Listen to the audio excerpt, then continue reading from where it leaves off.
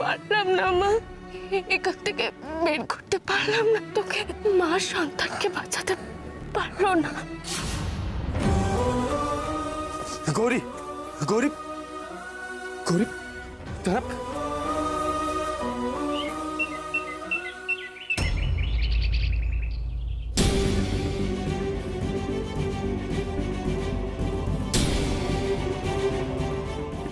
এখন কেমন আছে ওরা?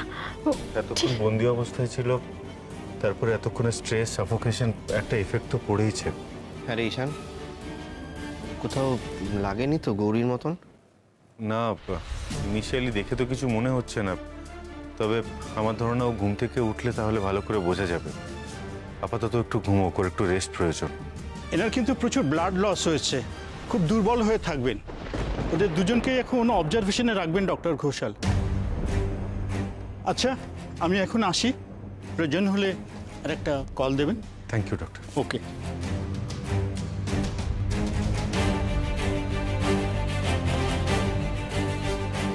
এখন কেমন আছে ওরা? Better, out of danger. যাক, তাহলে ঈশান এখন কি বলবি আমাকে বল? এখনো বলবি যে আমিই সবকিছুর জন্য দায়ী, আমিই দোষী, আমিই তোর জীবনের সব থেকে বড় থ্রেট? আসলে তারার জীবনের সব থেকে বড় থ্রেট কে সেটা তো তুই খুব ভালো করেই বুঝতে পারছিস। গৌরীর হঠকারিতার জন্য তারা আজকে এত বড় একটা বিপদে পড়লো, এই কথাটা তো তুই অস্বীকার করতে পারবি না ঈশান। প্লিজ পিসমণি, এখন এসব কথা থাক না।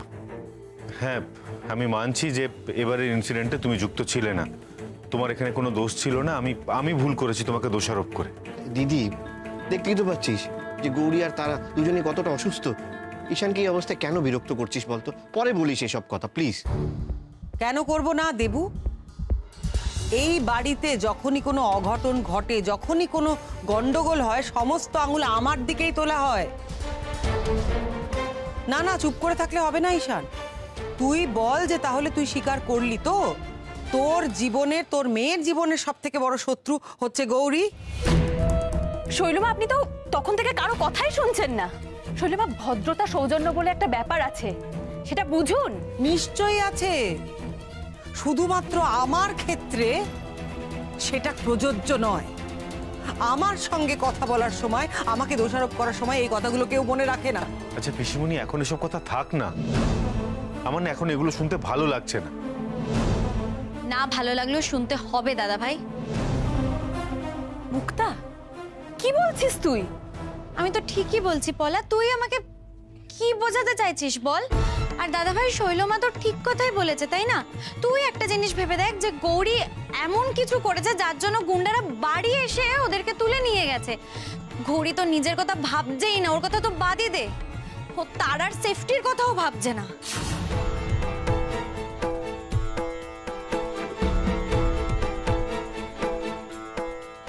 তারা তারা তারা তারা কোথায়? তারা তারা কোথায়? আরে তুমি শান্ত হও, শান্ত হও গৌরী, শান্ত হও। ওই দেখো, পাশে দেখো, দেখো তারা, ওই যে তারা। তারার তো জ্ঞান ফেরেনি। ও তারা ওঠ না। ও ডাক্তারবাবু, তারার জ্ঞান ফেরেনি কেন এখনো? গৌরী, তারাকে একটু রেস্ট নিতে দাও। আমিও ট্রিটমেন্ট করছি, ও ঠিক আছে। তুমি এবার একটু শান্ত হও। তারা এখন আর তারা তারা করে কি হবে গৌরী? তুমি তো এসব করেছো, তোমার জন্যই তো এই অবস্থা হয়েছে, তুমিই তো দায়ী।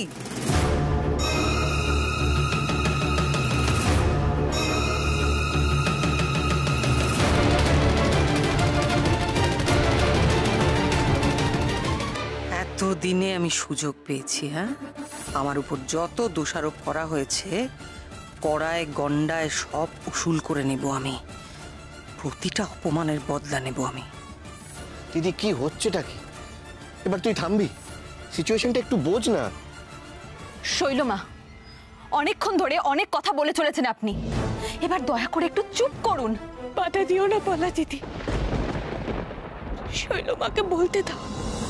শৈলমা তো ঠিকই বলেছে, ডাক্তারবাবু আমার উপর রেগে আছে। এই সব কিছুর জন্য আমি দায়ী। আমার জন্যই আজ তারার এই অবস্থা।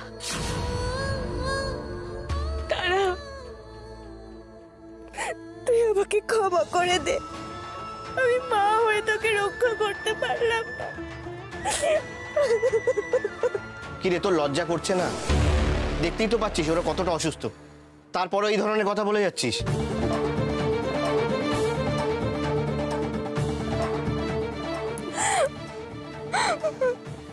এটা একটা অ্যাক্সিডেন্ট গৌরী, জাস্ট একটা অ্যাক্সিডেন্ট। তোমার তো কিছু করার ছিল না বলো। আর শৈলমায়ের কথা ধরো না তো। হ্যাঁ সেই, ওনার কথা তুমি একদম কানেই তোলো না। ধরিনি মেজো কাকিমণি, কিন্তু ডাক্তারবাবুর চোখ দেখেও স্পষ্ট বোঝা যাচ্ছে যে সেও বিশ্বাস করে সবটা আমার দোষ। আমার মেয়ের এই অবস্থার জন্য শুধুমাত্র আমি দায়ী, শুধুমাত্র আমি দায়ী। গৌরী, কি করছো? কি করছো গৌরী? লেগে যাবে। গৌরী তুমি কোথায় যাচ্ছ? কি করছো গৌরী? এই মেসি ভাই, আমি দেখছি ও কোথায় গেল। দেখছো কাণ্ড।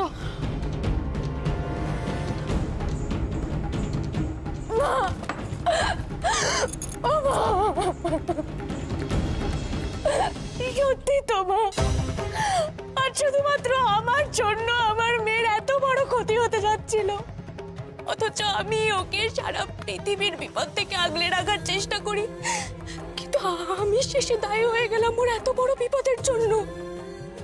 ডাক্তারবাবু সেটাই মনে করে। তাহলে তাহলে আমার বেঁচে থেকে কি লাভ মা? ডাক্তারবাবু তো ঠিকই বলে আমি তার পক্ষে সব থেকে বেশি ক্ষতিকারক। আমার বেঁচে থেকে কোনো লাভ নেই। আমি না থাকলে তো তার আর কোনো ক্ষতি হবে না। আমি আমি নিজেকে জ্বালিয়ে পুড়িয়ে শেষ করে দেব। আমি আমি মরে যাব।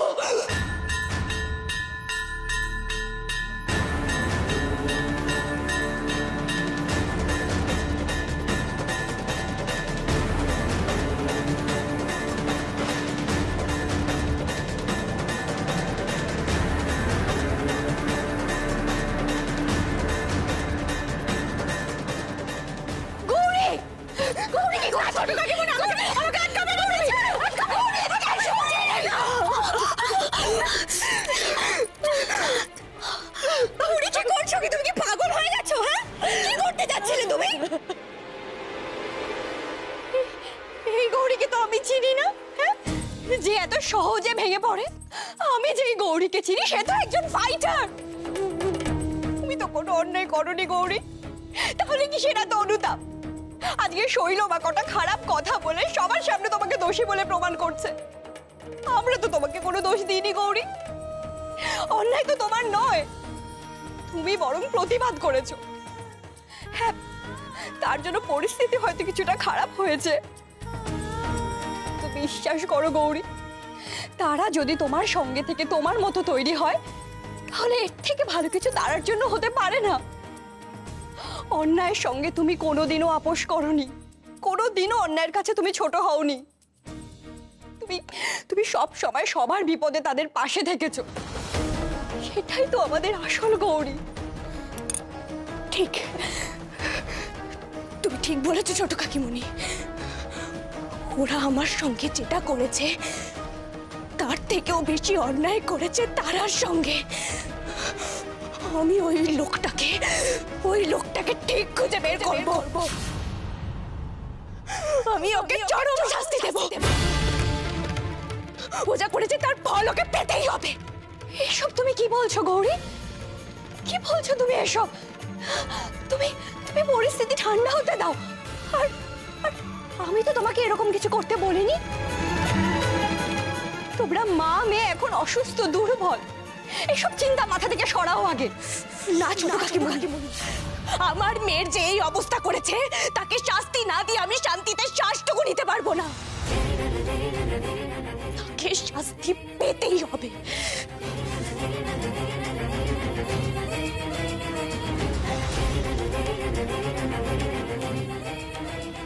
শৈলমা, শৈলমা, আমার আপনার সাথে কিছু জরুরি কথা আছে।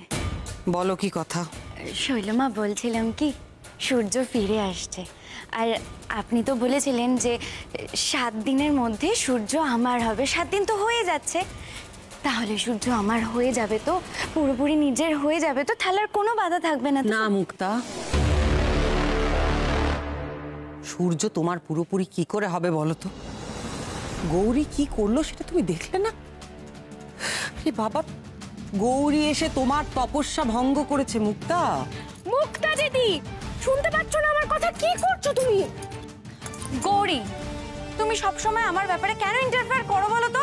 সেই জন্যই তো তোমার গোটা প্রক্রিয়া শেষ হতে এতটা সময় লাগছে। শৈলমা, তাহলে তাহলে এবার কি হবে? কিন্তু আমি যে এত কষ্ট করলাম, তপস্যা করলাম, সব বিফলে যাবে শুধুমাত্র গৌরীর জন্য। শৈলমা, শৈলমা, আপনি আপনি প্লিজ কিছু একটা করুন অন্তত। আমি যে এত কষ্ট করলাম, আমি আবার কি করে দেখব যে সূর্য বউ বাচ্চাকে নিয়ে সুন্দর সংসার করছে আর আমাকেও এক কোণায় রেখে দেবে? এটা আমি দেখতে পারবো না। শৈলমা প্লিজ কিছু একটা শান্ত হও মুক্তা, তুমি শান্ত হও। দেখো তোমার মনের অবস্থা কিরকম হতে পারে সেটা কি আমি বুঝতে পারছি না? কিন্তু আমি এখন কি করব বলো? আমি তো কবে থেকে বলে আসছি একই কথা। আমি কবে থেকে এই বাড়ির সবাইকে বলে আসছি যে গৌরী আসলে ভালো মানুষ নয়, ও শুধু ভালো মানুষের একটা মুখোশ পরে থাকে, আর ওই মুখোশের আড়ালে ও শুধু সবার ক্ষতি করে যায়। তুমি একটু নিজে ঠান্ডা মাথায় ভেবে দেখো মুক্তা, ওর জন্য এই বাড়িতে কি কি হয়েছে, তোমার সঙ্গে কি কি হয়েছে। ও শুধু এই বাড়ির যা যা ক্ষতি হয়েছে, যা যা সর্বনাশ হয়েছে, সবকিছুর জন্য কিন্তু গৌরী দায়ী মুক্তা।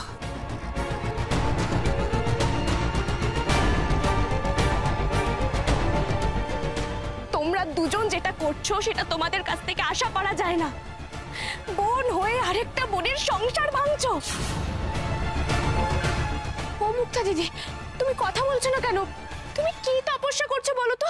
আর তপস্যা করলে যে ফল পাবে এটা তোমাকে কে বললো? আপনি ঠিকই বলেছেন শৈলমা, গৌরী আমার পথের কাঁটা। ওকে উপড়ে ফেলতে না পারলে তো আমি কিছুতেই সূর্যকে আমার করে পাবো না। এটাই তো আমি চাই। এইভাবে একে একে সবাইকে তোমার বিরুদ্ধে আমি করে দেব গৌরী, তুমি একেবারে একা হয়ে যাবে।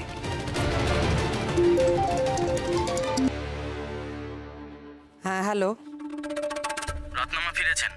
আপনি যদি ওর সঙ্গে দেখা করতে চান তাহলে অ্যাপয়েন্টমেন্ট করে দিচ্ছি। শুনুন, এক্ষুনি এক্ষুনি এক্ষুনি। হ্যাঁ হ্যাঁ, শোনো মুক্তা, আমাকে একটা জরুরি কাজে বেরোতে হচ্ছে। হ্যাঁ না না শৈলমা, কিন্তু সূর্যর ব্যাপারটা। রত্নামা এসে গেছেন, মানে আমি ওই বিশেষ বিশেষ জিনিসটা পাবো, আমার বয়স কমবে, অনন্ত যৌবন। কি ভাবছেন শৈলমা? একটু বলে জানা। তুমি সরো না এখন। শৈলমা,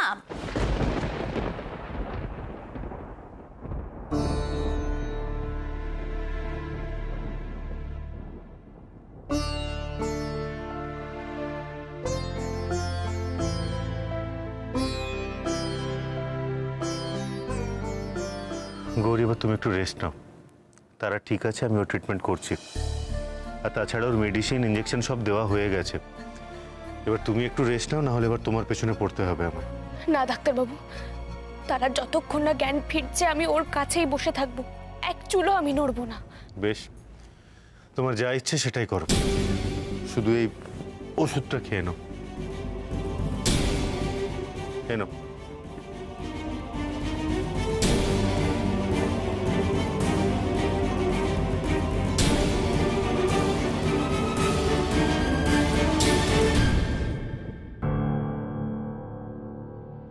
ডাক্তারবাবু, তুমি কি ঠিক করেই নিয়েছো যে আমার সঙ্গে কথা বলবে না? কি বলবো বলো তো তোমায় গৌরী? এত বছর ধরে এত কিছু বলে আমি ক্লান্ত। নতুন করে তো কিছু বলার নেই তোমাকে। তুমি যদি আমার কথা না শোনো, যদি নিজের ভালোটা নিজে না বোঝো, তাহলে আমি আর কি বলবো? তোমার প্রাণে যা চায় তুমি সেটা করো। তারা তারা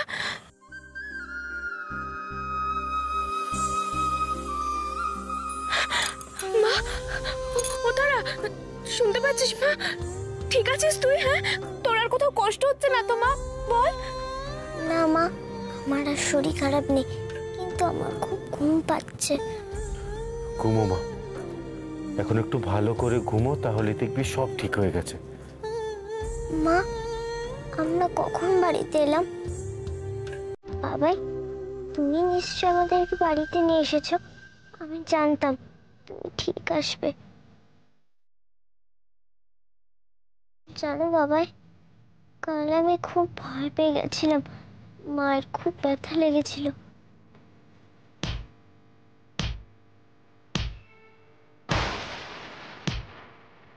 দেখো,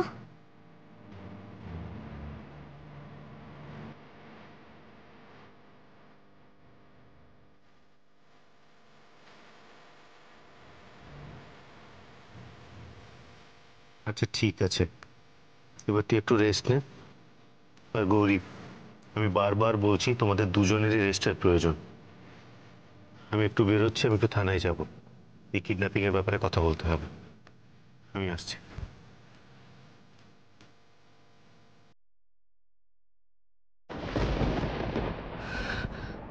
মা রে, তুই একটু ঘুমো, আমি একটু ছোট্ট কাজ সেরে আসছি, কেমন?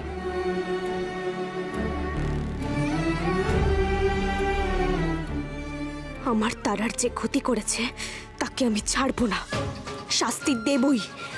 এভাবে চুপ করে ঘরে বসে থাকবো না। আর যাদের আমি খুঁজছি তাদের ব্যাপারে বস্তির লোকদের থেকেই নিশ্চয়ই খবরাখবর পেয়ে যাব।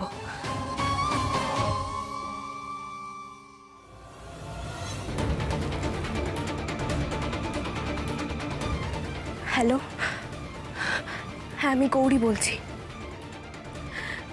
যে প্রমোটার তোমাদের বস্তি উচ্ছেদ করতে এসেছিল তাকে কোথায় পাওয়া যাবে বলতে পারবে?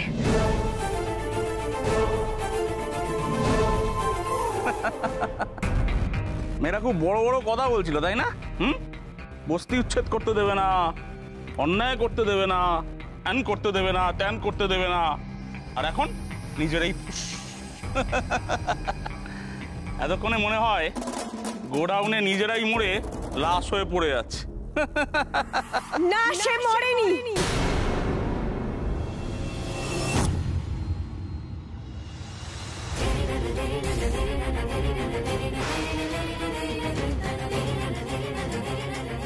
তোরা যাকে মারতে এসেছিলি সে তোদের শাস্তি দিতে জল জ্যান্ত দাঁড়িয়ে আছে। এই ও এখানে এলো কি করে? ও এখানে এলো কি করে? মুখের দিকে তাকিয়ে কি দেখছিস? ধরো তাকে। মা যার সহায়, কেউ তার কিচ্ছু করতে পারবে না।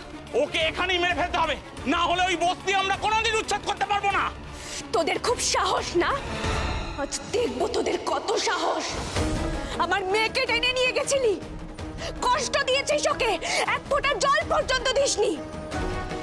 আজ আমি ছাড়বো না তোদের, তবে আমি তোদের শাস্তি দেব না, শাস্তি দেবেন স্বয়ং মা।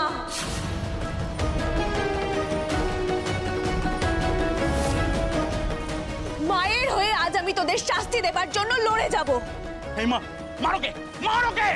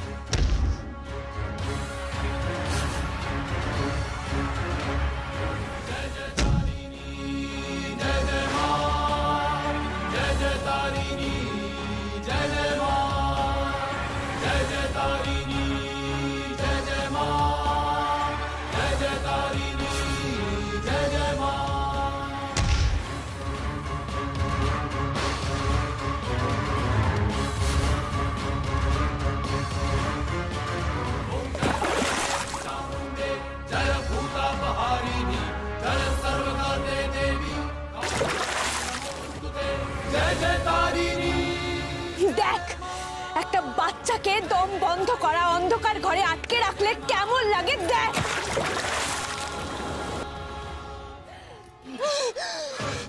দম নিতে কষ্ট হচ্ছে না? খুব কষ্ট হচ্ছে। মনে হচ্ছে একটু বাতাস না পেলে প্রাণটা বেরিয়ে যাবে, তাই না?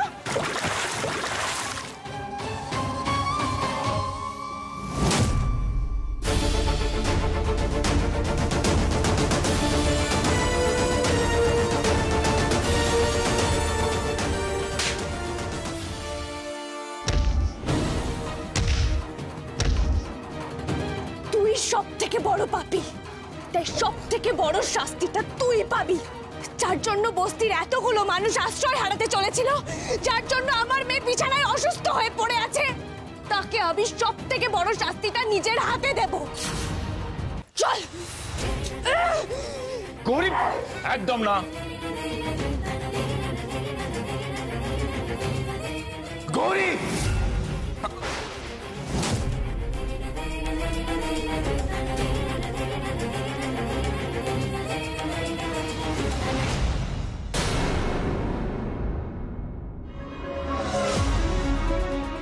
এই সব কটাকে ধরো, যাও। তুমি ঠিক আছো তো? না ডাক্তারবাবু, আমি আগের দিনের মতো ভুল করিনি। আমি আগে থেকেই পুলিশকে খবর দিয়ে রেখেছিলাম, এদের নিয়ে যান, এরাই আমাকে আর আমার মেয়েকে কিডন্যাপ করেছিল। এই কাজটা কিন্তু ভালো করলি না। আমাকে চিনিস? তুই চিনিস আমার ক্ষমতা জানিস? তুই গৌরী বলে তো বাঁচিয়ে রেখেছে, আমি হলে একেবারে শেষ করে দিতাম। আর একটা কথা স্পষ্ট করে শুনে রাখ, আর একবার যদি আমার মেয়ে বা বউয়ের দিকে চোখ তুলে তাকাস বা থ্রেট করিস, আমি কিন্তু একেবারে প্রাণে শেষ করে দেব। ঈশান, হচ্ছেটা কি? তোমাকে আমি আবারও সাবধান করছি, পুলিশের সামনে এরকম আচরণ করো না। ওরা ক্রিমিনাল, তুমি তো নাও। পুলিশের সামনে কারোর গায়ে হাত দেওয়া মানে সেটা অপরাধ। অফিসার, ওদেরকে নিয়ে আসুন। Yes sir.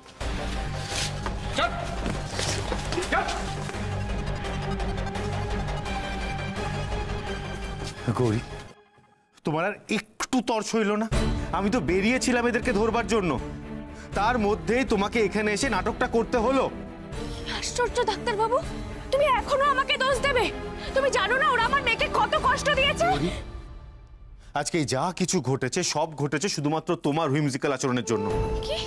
আমি তোমাকে এতবার মানা করি গৌরী, তারপরেও তুমি আবার সেই একই কাজ করলে। গৌরী, আমি না তোমার কাছে হাত জোড় করে অনুরোধ করছি, প্লিজ এবার একটু ম্যাচিওর হও, তা না হলে তুমি কিন্তু এবার সব হারিয়ে ফেলবে গৌরী, আমাকেও, এমনকি নিজের মেয়েকেও।